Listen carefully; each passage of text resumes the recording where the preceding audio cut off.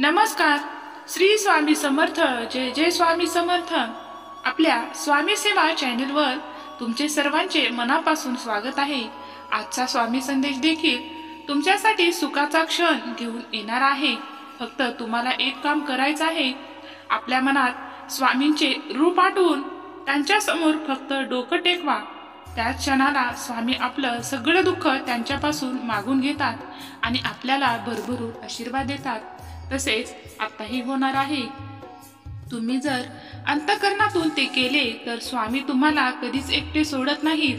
तुमच्याकडे ज्या नकारात्मक वाईट गोष्टी आहेत त्या स्वामी त्यांच्याकडे घेतील आणि एक प्रकारची सकारात्मक ऊर्जा तुमच्याकडे पाठवतील. या गोष्टीवर विश्वास असेल तर व्हिडिओ शेवटपर्यंत आवर्जून बघा, कारण स्वामी म्हटलं तर आपली साथ कधीही सोडत नाहीत. फक्त ते अनुभवता आलं पाहिजे. स्वामी अशा भक्तांना सांगत आहेत, अरे का तू उदास आहेस? अरे का तू उदास आहेस? का तुझा कंठ उगाच दाटून येत आहे?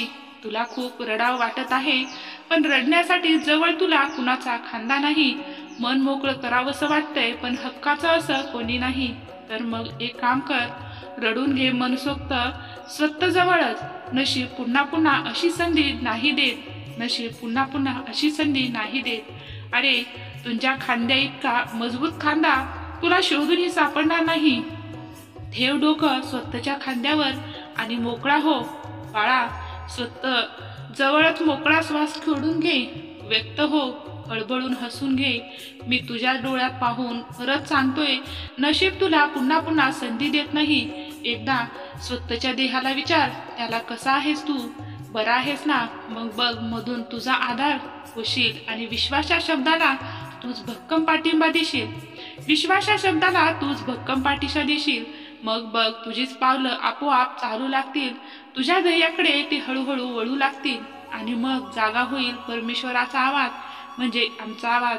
जेव्हा चांदण्याचा मोह तुला स्पर्श होऊन जाईल तेव्हा तुला वाटेल की मीच आहे ब्रह्मांड नायक, जो तुझा सदैव रक्षण करत आहे.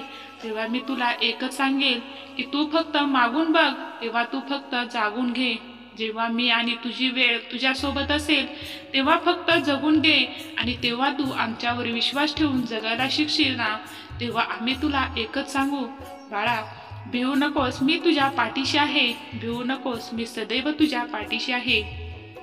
अरे तू म्हणतोस ना की तू माझा आहेस, मग घाबरतोस कशाला? मला सांग, कोणाला तुला काय दाखवून द्यायचं आहे? जेव्हा तू काय आहे ते मी ओळखलं आहे. अरे तुझा स्वतःचा विश्वास म्हणजे मीच तुझा स्वामी समज. जर तुझा माझ्यावरचा विश्वास कमी झाला आणि एकदा का हा विश्वासच कमी पडला तर कोणीही कधीही येऊन तुझा फायदा घेऊन जाईल.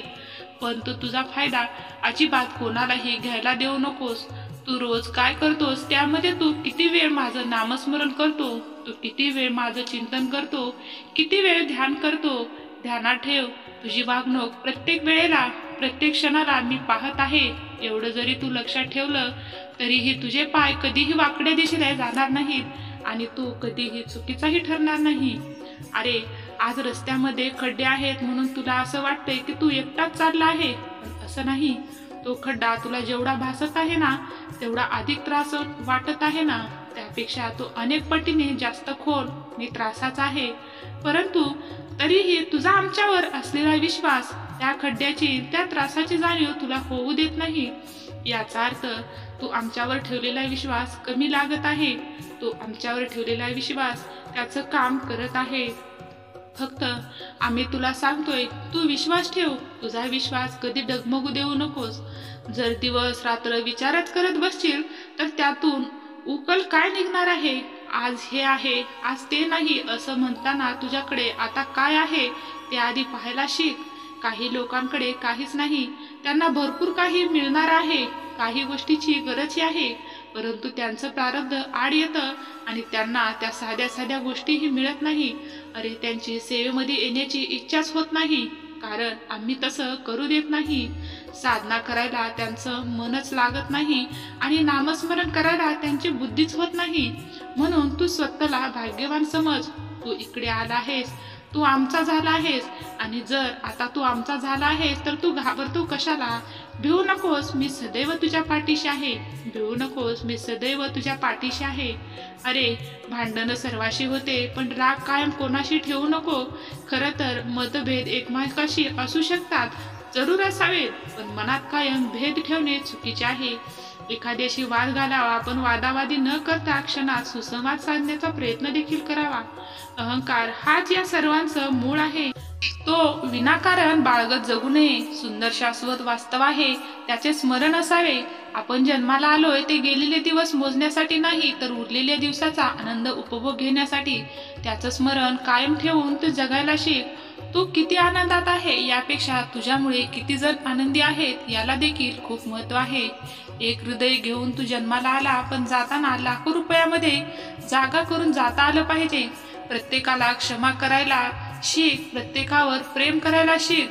नक्की तुझं आयुष्य सुंदर होणार आहे. पण हो, एवढं करूनही जर समोरची व्यक्ती तुझ्यापर्यंत येतच नसेल, तर सुधारण्याचे नावच घेत नसेल, तर ती फक्त स्वतःचा अहंकार जपत आहे, स्वतःचा अहंकार मोठा करत आहे. आणि जर असं असेल तर या सगळ्या गोष्टीचा तू स्वतःला त्रास करून घेऊ नकोस. यामध्ये तुझी काहीही चूक नाही, कारण तू स्वतःमध्ये बदल करण्याचा प्रयत्न केला आहे. आणि एक गोष्ट लक्षात ठेव, तू स्वतःचं मन परिवर्तन करू शकतो, परंतु दुसऱ्याचं नाही.